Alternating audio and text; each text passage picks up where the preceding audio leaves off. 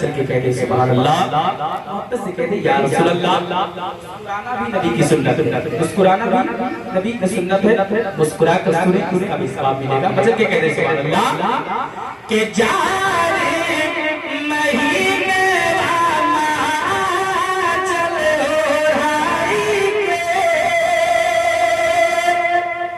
गोद में सुतवलू माई दूध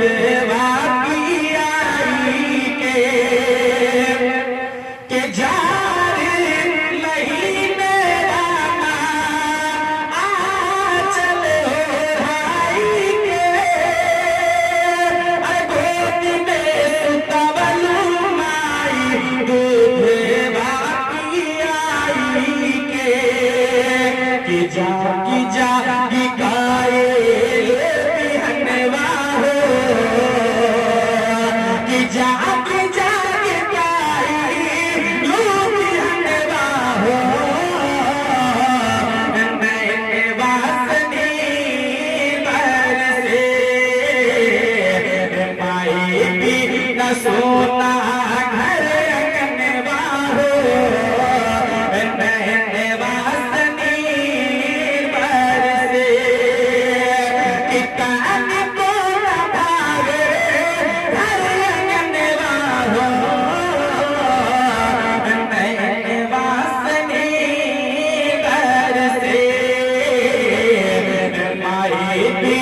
सोना घर अंगनवा हो, वासनी बरसे।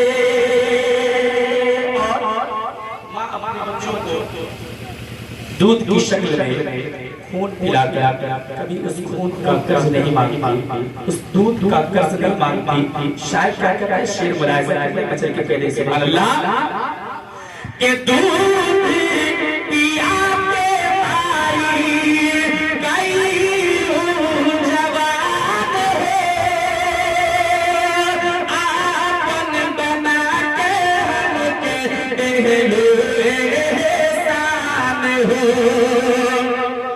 के दूध पिया के भाई कईयों जवान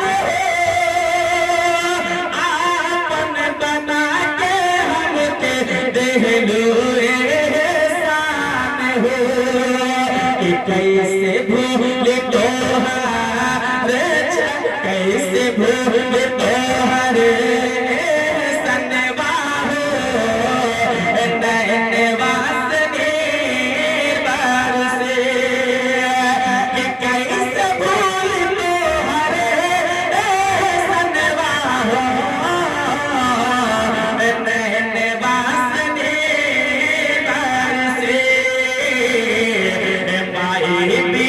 सोना घर अंगनवा हो, नैन वासनी बरसे। किताब को न भावे घर अंगनवा हो, नैन वासनी बरसे। और आखिरी शेर मुलाज़ा कर ले मक्के का शेर चल के कहते सुभान अल्लाह, कहते या रसूल अल्लाह कि काहे लशम शर्माई तोहरा से झूम के, जन्नत में जाए माई कदम तोहर चूम के, कि काहे लशम शर्माई तोहरा से झूम के, जन्नत में जाए माई कदम तोहर चूम के, कि कैसे भूल तोहारो चरणवा हो, कि कैसे भूल तोहारो चरणवा हो, नैन वासनी बरसे माई भी न सो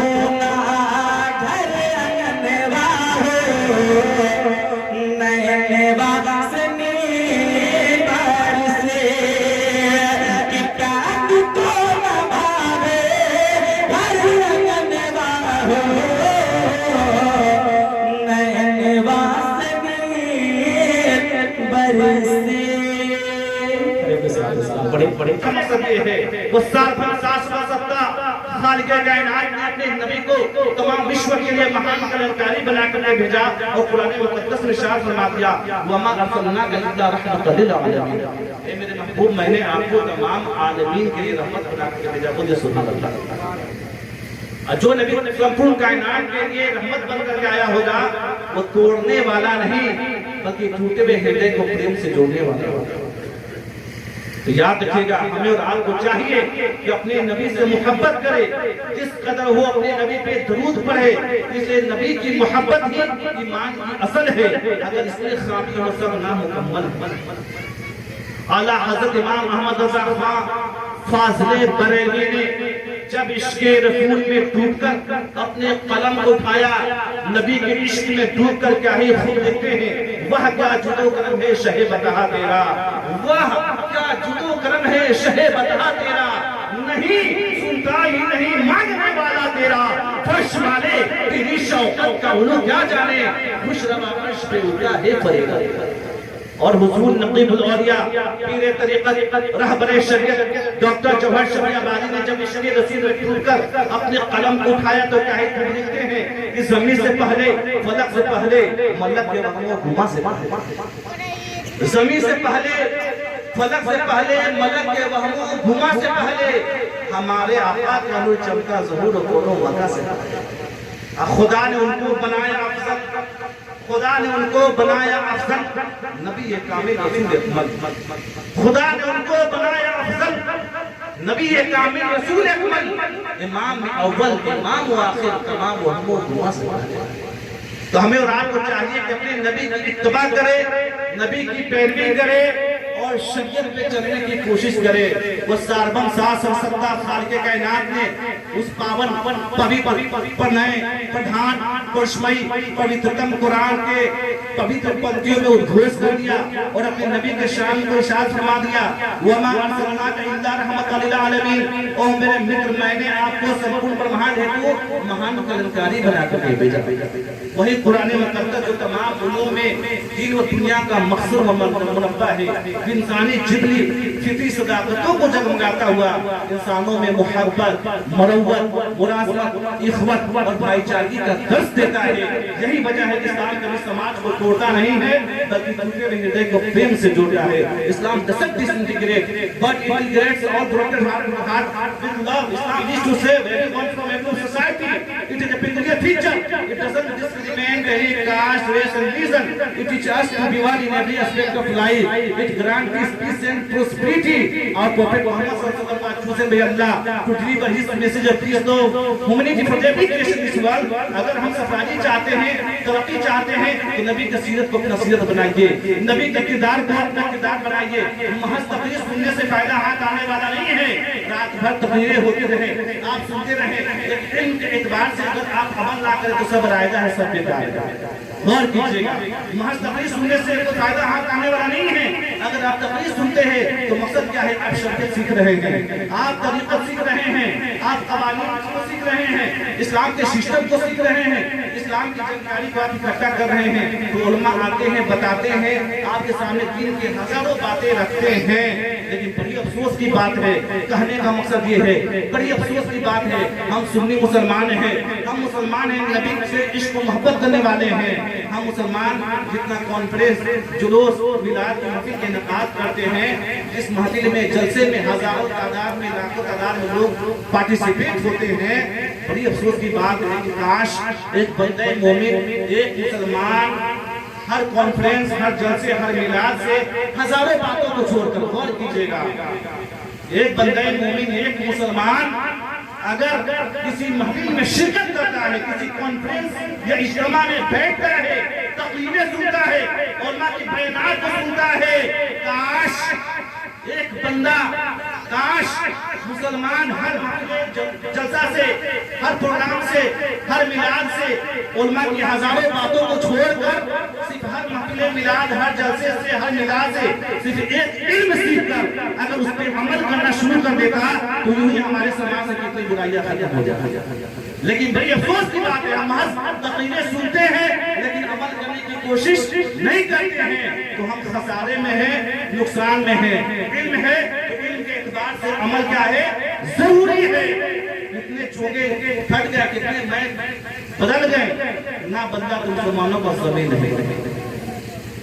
आज हम देख सकते हैं जो हालात और सिचुएशन हम जो फेस कर रहे हैं, हम देख सकते हैं तो 770 साल के कायनात ने अपने नबी को तमाम आलमीन के रहमत बनाकर भेजा। बोलिए सुभान अल्लाह। तो अल्लाह के नबी रहमते दो आलम मुजस्सम सल्लल्लाहु अलैहि वसल्लम ने अपने जमाने में ही इरशाद फरमा दिया था और अल्लाह के नबी ने ये भविष्यवाणी की थी, ये लोगों याद रखो एक ऐसा भी जमाना आने वाला है। और कीजिएगा इस हदीस पाक के मफहूम को आप समझने की कोशिश कीजिए कि अल्लाह के नबी ने इरशाद फरमाया, ए लोगों एक ऐसा भी जमाना आएगा कि लोग फुकहा की महफिल में बैठना पसंद नहीं करेंगे, इल्म की महफिल में बैठना पसंद नहीं करेंगे, उलमा की सोहबत में बैठना पसंद नहीं करेंगे, जिक्र की महफिल से कोसों दूर भागेंगे। कि अल्लाह के नबी रहमते दो आलम सल्लल्लाहु अलैहि वसल्लम ने इरशाद फरमाया, याद रखो जब समाज में ऐसी बुराइयां उत्पन्न हो जाए तो लोग उलमा की महफिल से दूर भागना शुरू कर दे, इल्म की महफिल से दूर भागना शुरू कर दे, फुकहा की महफिल से दूर भागना शुरू कर दे, तो अल्लाह तबारक व तआला उस कौम पे 3 बलाएं नाज़िल फरमाएगा। कितनी? 3 बलाएं नाज़िल फरमाएगा। अल्लाह के नबी रहमते दो आलम सल्लल्लाहु अलैहि वसल्लम ने जब इस जुमले को बयान किया तो गौर कीजिए, सहाबा लपक जाते हैं, कांपने लगते हैं, इसलिए सहाबा का ईमान हमसे अलग है। वो महज हमारे राह की तरफ महज तकरीर नहीं सुनते थे, बल्कि अल्लाह के नबी ने जो फरमा दिया, अल्लाह के नबी के ज़बान से जुमला अदा हुआ, सहाबा उस पर अमल करना शुरू कर देते थे। वो हमारी राह की तरफ नहीं सुनते थे, वो सुनते थे अमल के लिए से कि अल्लाह के नबी क्या हमें दे रहे हैं, हमें क्या समझा रहे हैं, जो हमारे फायदे के लिए है, जो पूरे मुकम्मल इंसानियत के फायदे के लिए है, हमारे रूह के लिए भी अच्छा है, हमारे जिस्म के लिए अच्छा है, जिंदगी गुजारने के हर मराहिल जो पेश आते हैं हर मामलात में ही अच्छा है। लिहाजा सहाबा लड़क जाते हैं, कांपने लगते हैं, रोने लगते हैं, फिर अर्ज करते हैं, या रसूल अल्लाह उस कौम पे अल्लाह रब्बुल इज्जत 3 बलाएं नाज़िल फरमाएगा। अल्लाह के नबी ने फरमाया कि हाँ 3 बलाएं नाज़िल फरमाएगा। सहाबा ने अर्ज किया, या रसूल अल्लाह वो 3 बला यानी वो 3 मुसीबतें क्या होगी जो अल्लाह उस कौम पे नाज़िल फरमाएगा। अल्लाह के नबी ने इरशाद फरमाया, पहली बला ये होगी कि उनके रिज़्क़ से बरकत खत्म कर दी जाएगी, उनके रिज़्क़ से बरकत खत्म कर दी जाएगी। पैसे तो बहुत होंगे लेकिन दिल को ना सुकून होगा और ना बरकत का वसूल होगा। फिर सहाबा अर्ज करते, या रसूल अल्लाह दूसरी बला बता दिया जाए कि दूसरी बला क्या है। अल्लाह के नबी ने इरशाद फरमाया, दूसरी बला ये है कि उस कौम पर जालिम बादशाह को मुसल्लत कर दिया जाएगा, उस कौम पर जालिम बादशाह को मुसल्लत कर दिया जाएगा। है अफसोस हम अभी तक काफिर होकर सोए हुए हैं, आज हम हर जगह सताए जा रहे हैं, कई मौत लिंचिंग के नाम पे हमें कत्ल किया जा रहा है, मारा जा रहा है। आप टेलीविजन के माध्यम से, नेट के माध्यम से, एंड्रॉइड सेट के माध्यम से आप देख रहे हैं आज मुसलमान किस हालात से गुजर रहा है। हर जगह मुसलमानों को रिश्तों नाबूद करने की कोशिशें की जा रही है, मुसलमानों को बर्बाद करने की कोशिशें की जा रही है। आज हमारे मजहब इस्लाम पर उंगलियां उठा रहे हैं, कभी नबी की शान की गुस्ताखियां की जा रही है, कभी हमारे मज़ाहिब के जो मराहिल दरपेश आने वाले जो मसाइल है उन पे उंगली उठाई जा रही है। आज हम जिस दौर से गुजर रहे हैं ये बताने की जरूरत नहीं है, ये माली ताकतें आज यकजा जमा होकर हमें रिश्तों नाबूद करने की कोशिशें कर रही है। आज इसका जिम्मेदार कौन है? उसका जिम्मेदार हम खुद हैं। आज हम शरीयत से अलग हटकर जिंदगी गुजार रहे हैं, इस्लामिक सभ्यता, इस्लामिक संस्कृति, इस्लामिक माहौल से अलग हटकर हम जिंदगी गुजार रहे हैं। यही वजह है कि आज हर जगह हालात बर्बाद होते नजर आ रहे हैं। अगर आप मुसलमान हैं, जिन लोगों ने हिस्ट्री ऑफ इस्लाम का स्टडी किया होगा उन्हें मालूम होगा कि मुसलमान की शान हुआ है कि मुसलमान 313 लाखों का लश्कर पे फारिग हुआ करते थे, लेकिन आज हम देख सकते हैं इतने मुस्लिम ममालिक होने के बावजूद भी आज मुसलमान काटे जा रहे हैं, बर्बाद किए जा रहे हैं, हलाक किए जा रहे हैं। आज इसकी वजह क्या है? उसकी वजह यही है कि आज नबी की सीरत से अलग हटकर जिंदगी गुजार रहे हैं। आज हम इस्लामिक सिविलाइजेशन से अलग हटकर जिंदगी गुजार रहे हैं। आज हम कुरान से अलग हटकर जिंदगी गुजार रहे हैं। आज हम मोहब्बत रसूल से अलग हटकर जिंदगी गुजार रहे हैं। आज महज हम इस्लाम के मुसलमान बन के रह गए हैं। मुसलमानों जैसा कोई ना किरदार है और ना ही हमारा अमाल है। ये गुनाहों की नहुसत की वजह से अल्लाह हमसे और आपसे खफा हो चुका है। आज हम दूसरे का गुलाम बनते जा रहे हैं। ये बताने की जरूरत नहीं है। वो नबी अपने जमाने में ही भविष्यवाणी कर देते हैं कि जमाना ऐसा आएगा। और कीजिए कि अल्लाह के नबी रहमत दो आलम सल्लल्लाहु अलैहि वसल्लम से अर्ज किया गया, या रसूल अल्लाह ये बता दिया जाए कि किसी बला क्या होगी, किसी बला क्या होगी। अल्लाह के नबी सल्लल्लाहु अलैहि वसल्लम ने इरशाद फरमाया, किसी बला ये होगी कि जब कौम वो लोग मरेंगे तो बेईमान होकर मरेंगे, काफिर होकर मरेंगे। तो जाहिर बात है जब के महफिल में कोई बंदा ना बैठे, कोई मुसलमान ना बैठे, उलमा की बातों को नहीं सुनेगा तो हलाल हराम में तमीज कैसे कर पाएगा। गुमराह हो जाएगा, बददीन हो जाएगा, बदमज़हब हो जाएगा। इसलिए इल्म से ही हमारी ईमान की मजबूती है और इल्म से ही हमारे ईमान की मजबूती पुख्तगी है। जब हमारे अवामुन नास, हमारे बच्चे, न्यू जनरेशन जब दीनी तालीमात से महरूम हो जाएंगे तो याद रखिएगा कि हम बर्बाद हो जाएंगे, हमारा ईमान का जनाजा निकल जाएगा। तो आज हम देख सकते हैं अपने माशरे में आज कितनी सारी बुराइयां आ चुकी हैं, बताने की जरूरत नहीं है।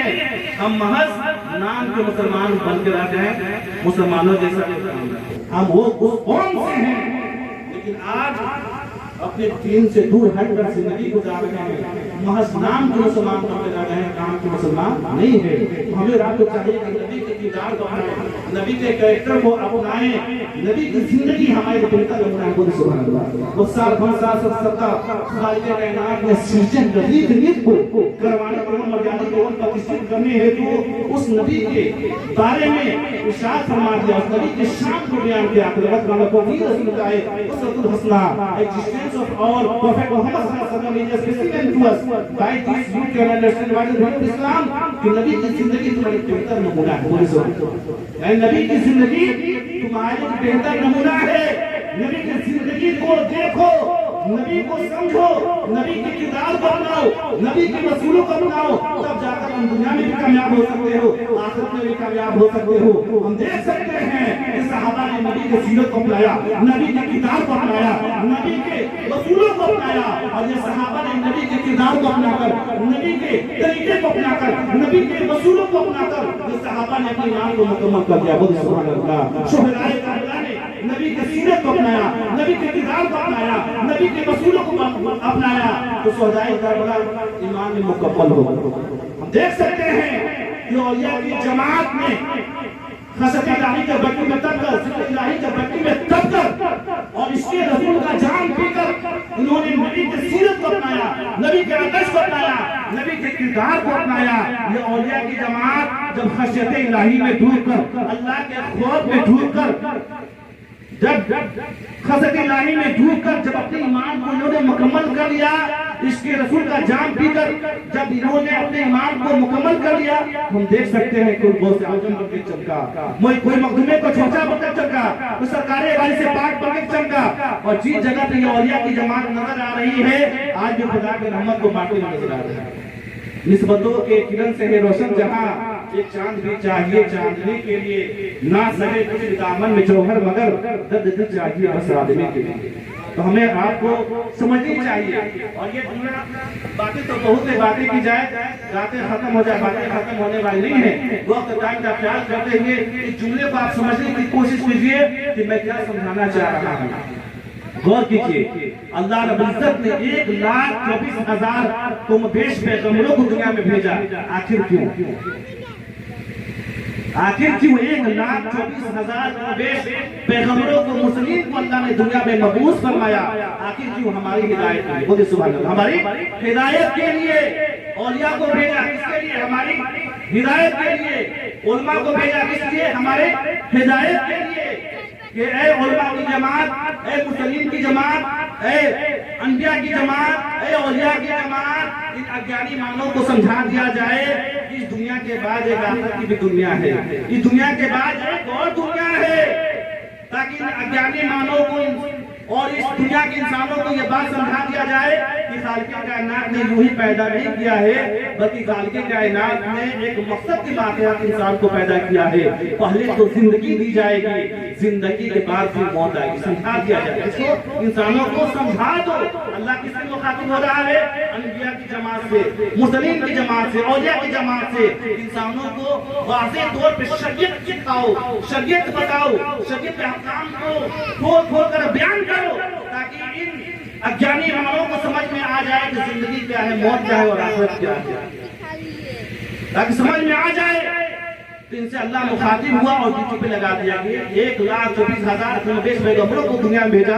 किसके लिए? हमारी हिदायत के लिए। जितने पैगंबर दुनिया में तशरीफ लाए हैं सबों ने तबलीग की और शरीयत के बारे में तबलीग किया, हलाल और हराम हमें बताया, जिंदगी जीने का सलीका बताया, जिंदगी गुजारने में जो भी मराहिल दरपेश आते हैं हर मामला को वाज़ेह तौर पे हमें बताया, और हमें आखिरत की याद दिलाई, और हमें अल्लाह की पहचान बताई, और हमें अच्छी बातें बताई, शरीयत के अहकाम हम तक पहुंचाए।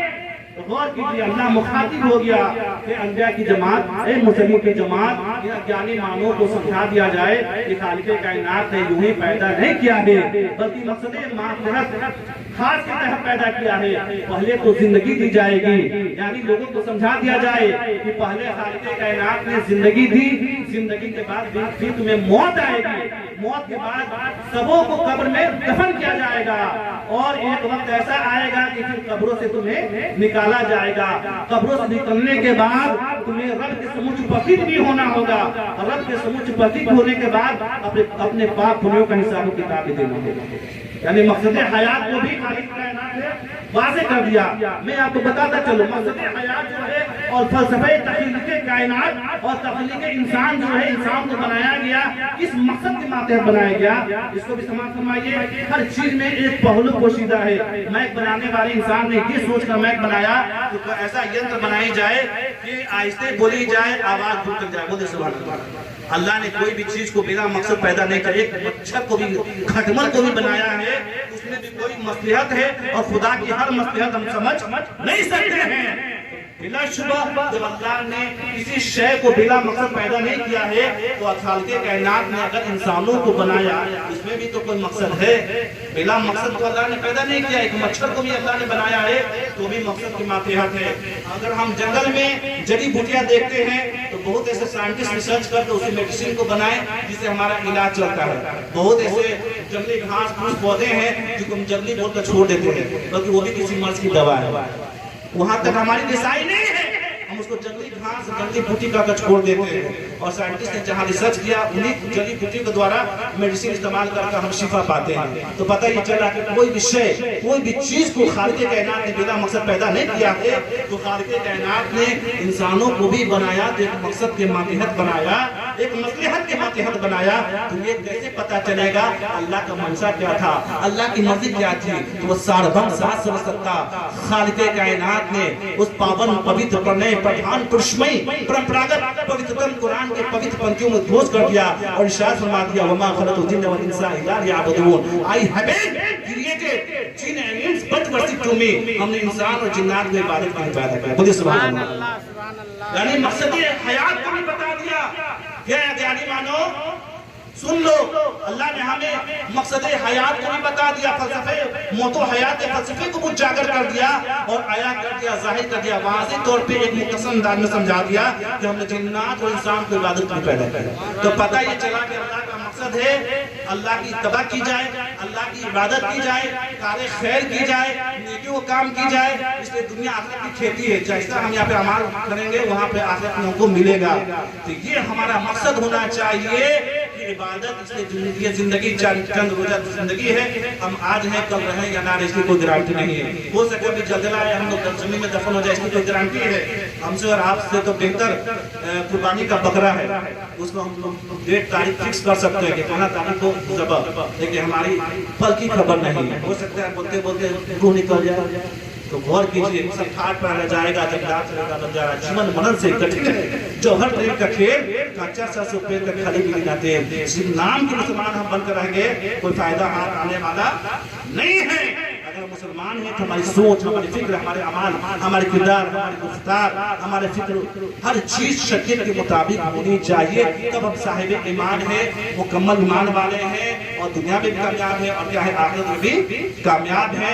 अगर इससे अलग हटकर जिंदगी गुजारते हैं तो आप दुनिया में भी लानती है और कब्र में भी लानती है और हश्र में भी लानती होइएगा। याद रखिए सब खाट पर रह जाएगा, जब लाद चलेगा बंजारा। हमें अपने फायदे की बात सोचनी चाहिए। कच्चा सरसों का पौधा अगर खेत उठा कर लाया जाए, अगर कोई व्यक्ति ये चाहे उसे मैं खली प्राप्त करूँ या तेल, तो बताइए उसे खली या तेल प्राप्त कर सकता है? बिल्कुल नहीं, नेवर, इट इज इम्पॉसिबल, ये मुमकिन नहीं। इसी तरह से दाढ़ी रखने से और मुसलमान घर में पैदा होने से मेरा पार होने वाला नहीं है। अगर मुसलमान है तो हमारे अंदर शरीयत की पासदारी होनी चाहिए, पाबंदी होनी चाहिए, हमारे अमाल अच्छे होने चाहिए, तब हम जाकर कामयाब हो सकते हैं। अल्लाह के नबी रहमत दो आलम सल्लल्लाहु अलैहि वसल्लम